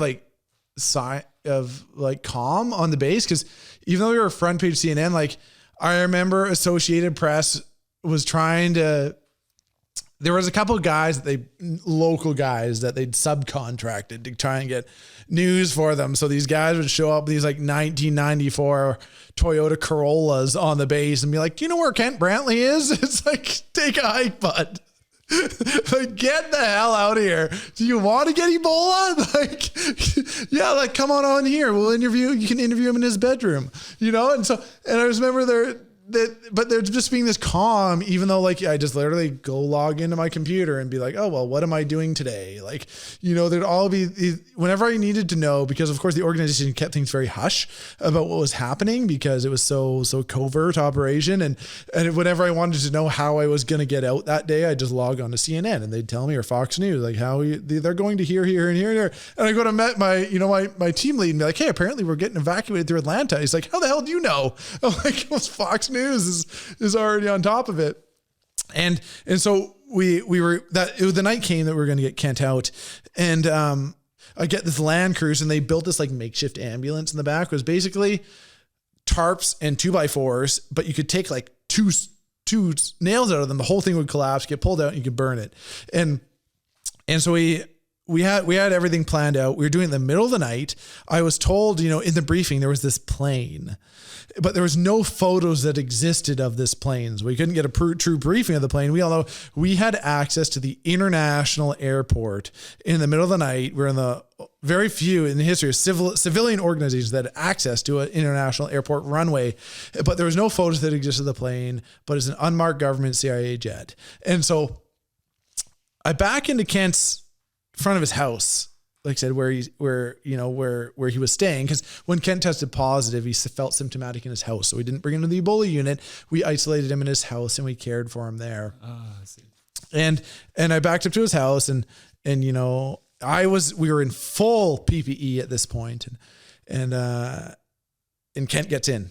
Kent gets in the back of the plane. It's about a 2-hour drive to the international airport at this point. And John's Fankhauser's in the back with him. And we get in and we got our lead vehicle. We got our Alpha vehicle, our Bravo vehicle, our Chase vehicle. And we're like a 4-person convoy going out at 2 a.m. because we don't want anybody to know what's going on. Because people knew we were going to try and get him out, but we didn't know if and when. And so it was the middle of the night that we did it.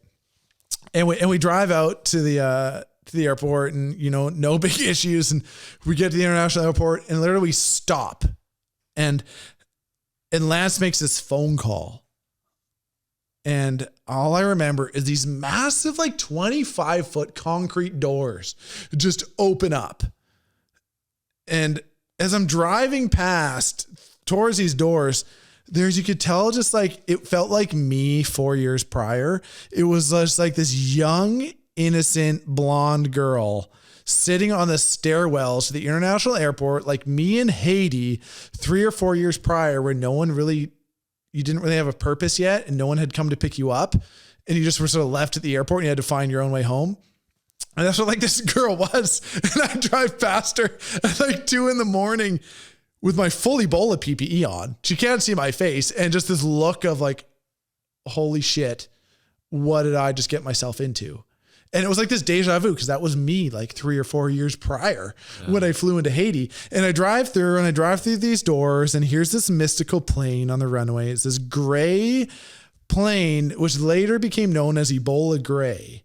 And it's on the runway. It's got all the light shine on it. I get ushered around. I back up to the plane.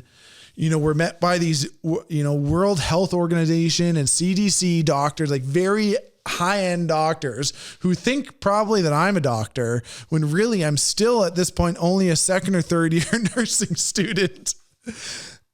And I just remember parking and looking in my rearview mirror and watching Kent get out of the plane, get out of the truck.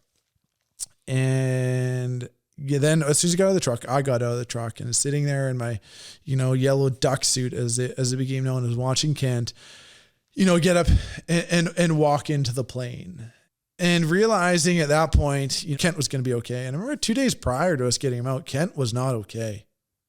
Kent was not okay. Kent was bleeding. Kent was on death's door. He had every symptom of Ebola at that point.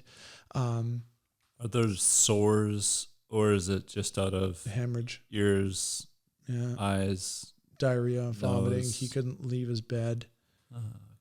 Yeah. And I remember him getting onto the plane and having this euphoria, being like, we did it. We got him out. And, Eric gets back in the truck. We high five. John Fankhauser, he's covered in Ebola because he's just spent the last 2 hours in the back of a truck with Kent. He hops in the back of the truck again. Now they had this limit on how long we could spend in the Ebola suits in the Ebola unit. I think it was something like 45 minutes. It's so underrated, because by the time you get in, by the time you get out, you're at 45 minutes. So, I think at one point when I got trapped, I spent over 2 hours. Yeah. And, it's a prison. It's a prison being inside that suit, but it's the only thing that's keeping you safe, because the safest I ever felt in Ebola was when I was inside that suit and inside that unit. And so I remember getting back in the truck and driving as fast as I could back to our base so I could get John out, because John was still stuck in his suit. At that point, I hadn't been in touch with Kent, so I didn't have any Ebola on me. But I remember getting back to the base and getting John out, and just high five, and at the end be like, we did it. But then realizing we need to do this all over again, because we got Kent out, but we still have Nancy. Yeah. And Nancy at that point took a bit of a turn for the worst, and she got sick, and she got real sick, and she was a bit older. She was a bit older than Kent. Kent was in his 30s, and she was a bit older. So she started bleeding. She started hemorrhaging. And at that point, there's seven of us. There's, I think, about 7 of us left on the base. So everybody's left. Everybody's evacuated. We've gone into like save yourself mode.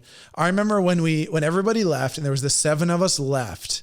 And I remember everybody, and Tim Mosher was another guy who was just a huge mentor of mine, because he was a nurse. He was a male nurse. There's not a lot of male nurses that exist out there that I could relate to at that point. And I remember Tim and Lance and Linda and sitting around the table that night after we got Kent out. Everybody had left. And, they'd done the mass evacuation. We all sat around the table and said, if any of us get sick, nobody's going home. We are all staying. because that was the big worry. And it was like the elephant in the room, because it was, if any of us got sick, would we leave and abandon each other? And it was just this worry we had, because at that point it's save yourself mode. And it was like, it was this just big stress on our shoulders. It was the elephant in the room. And I remember sitting around that table with the 7 of us and said, if any of us get sick, everybody, no one's going home. We're all going to stay until the last man's out. And it was like this motivation, like, you know what, we got this. We got each other's back. We're going to get through this. And then the focus became on Nancy and getting Nancy, out. And I remember she started bleeding, and then the call came for blood. And you're in West Africa. We don't have a blood bank. And so I remember having worked in Haiti and having worked in some of these foreign areas in Congo, I knew what my blood type was. I'm O positive. And I remember I was the only blood match.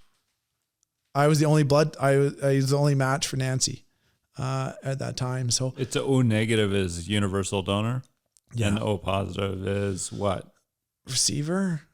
I can't remember exactly. Pretty great. Pretty great, considering I was all they had. Let's just say that. So I just remember being like, all right. And they knew I was O positive, and I was a young, horny male who was just young and dumb. Lots of blood. Yeah. lots of blood flowing around. And I said, I'll do it. And they knew what blood type was. I said, if you need blood, I'll donate. And I remember John Fankhauser coming to my quarters that night being like, we need blood. And that being like, all right, well, it's time to go. So I remember walking up to the hospital. At this point, the hospital and the unit was closed because it was contaminated, and we had so many of our local staff members in that hospital that had tested positive with Ebola. So they had to close down the whole hospital because of it. And going in the hospital that we knew that was closed, and I was like, well, is it safe to go in the hospital, go to the lab to donate blood? He was like, yeah, it's totally fine. I remember walking in, it was like 10 or 11 o'clock at night, and creeping into the hospital with my headlamp on, walking there trying to find the lab. And we just turned the corner, and there's 2 of these guys in their full Ebola suits, like chlorinating the whole hospital with these sprayers. And we just looked, be like, holy shit. We thought this place was closed and it was totally clean. Everything was fine. And then we just thought, it's just like, it was like right out of a horror film. These guys, their full Ebola suits on, thinking, what did we just do? And they're like, no, it's totally okay. We're just decontaminating. You're good to go. So moved on through, went to the lab.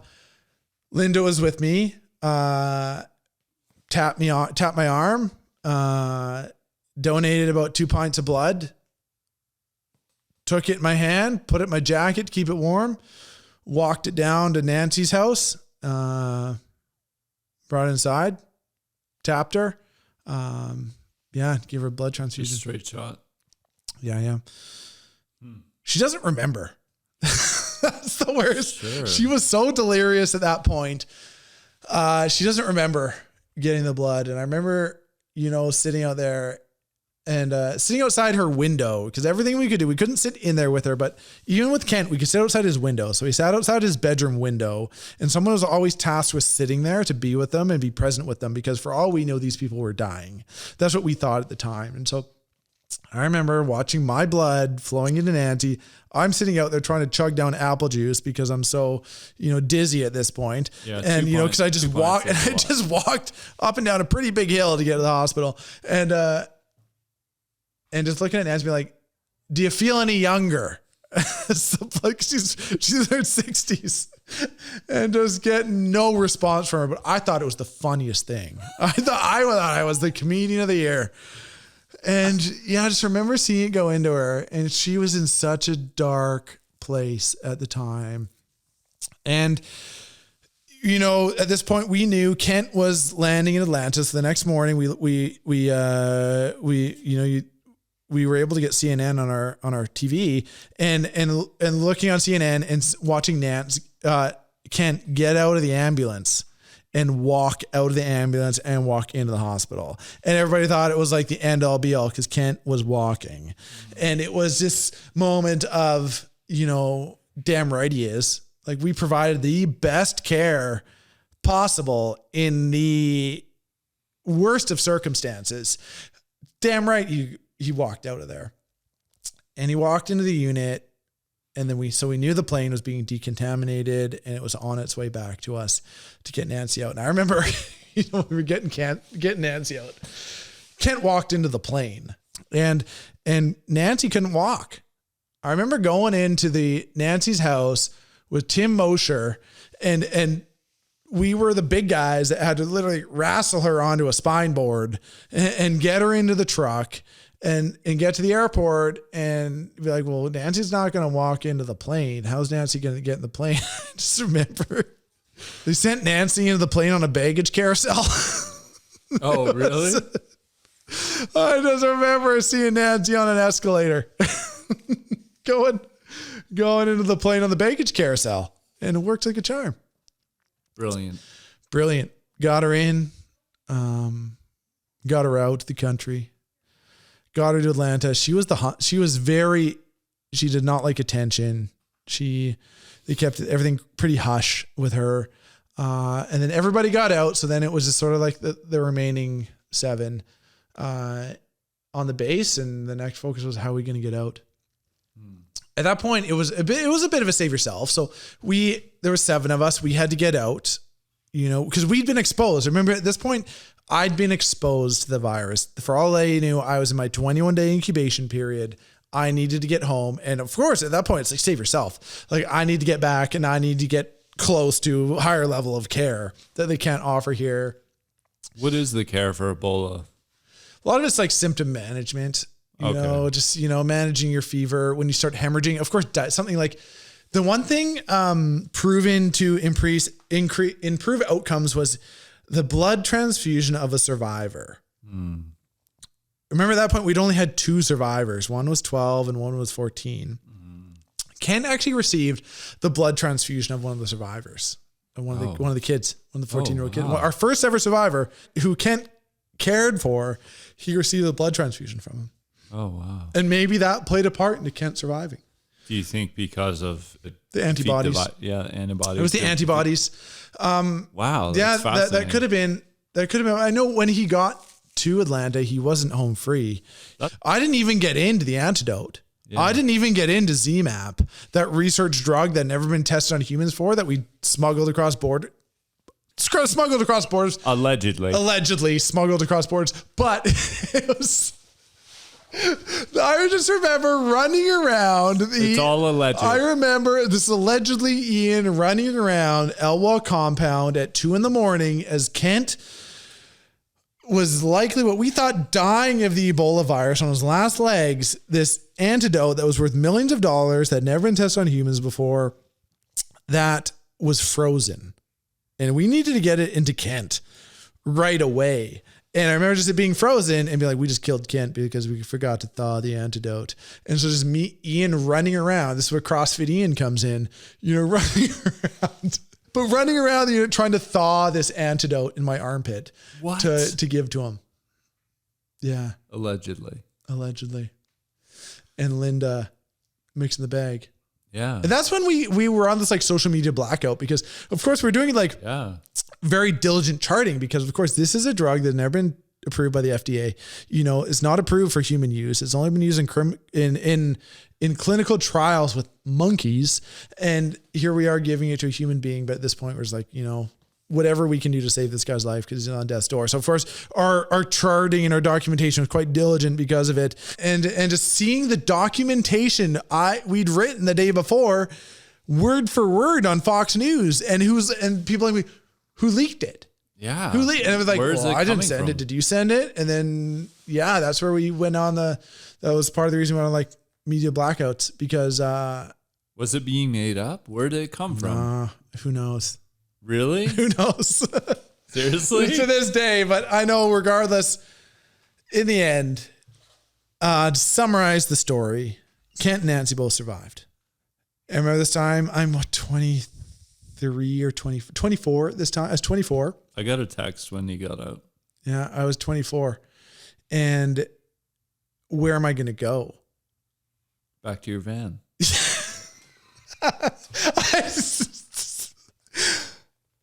We'll follow that one up. But yes, I remember getting out and going to flying out. And I remember because everybody who'd been evacuated before us went through Guinea or Ghana. They went through Ghana. Yeah. They went through Ghana, and that's what they went through. And they were able to fly on they flew on our.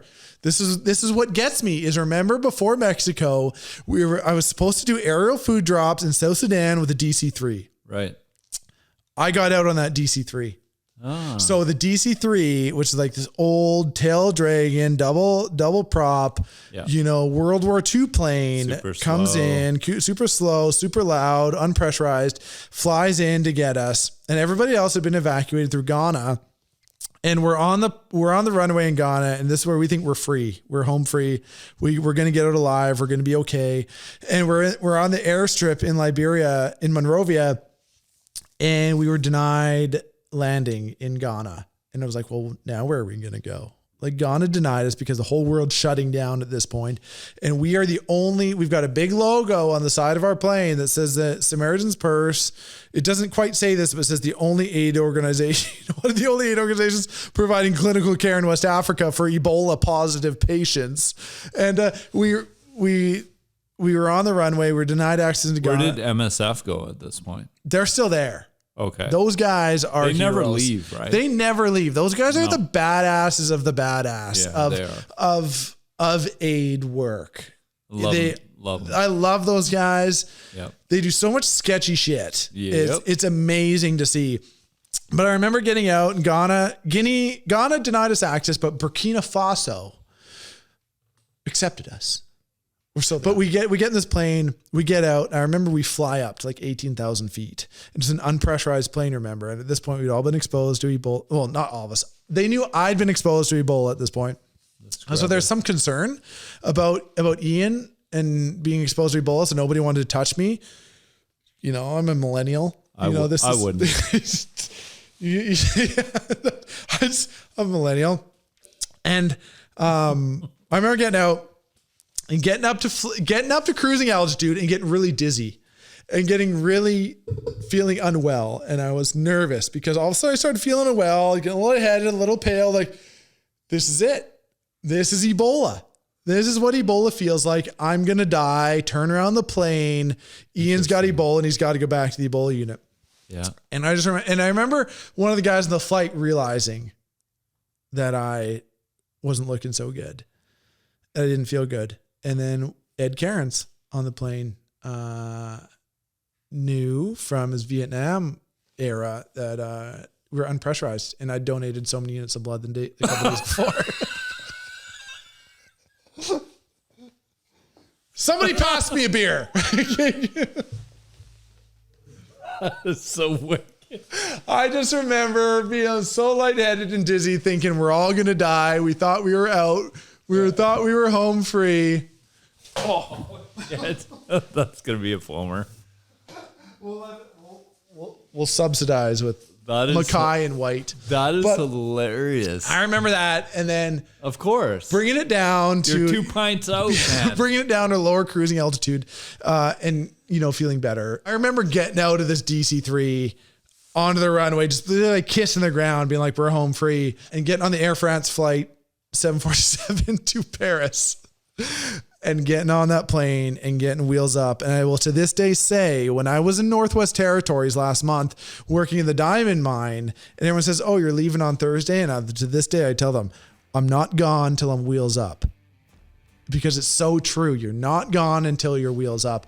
And I remember getting wheels up in Burkina Faso, getting out, and this feeling of relief. And all my Ebola symptoms subsided. Yeah.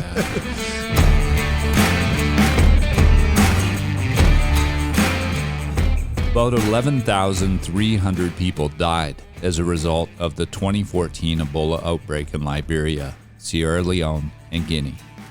In 2019, the US FDA approved an Ebola vaccine.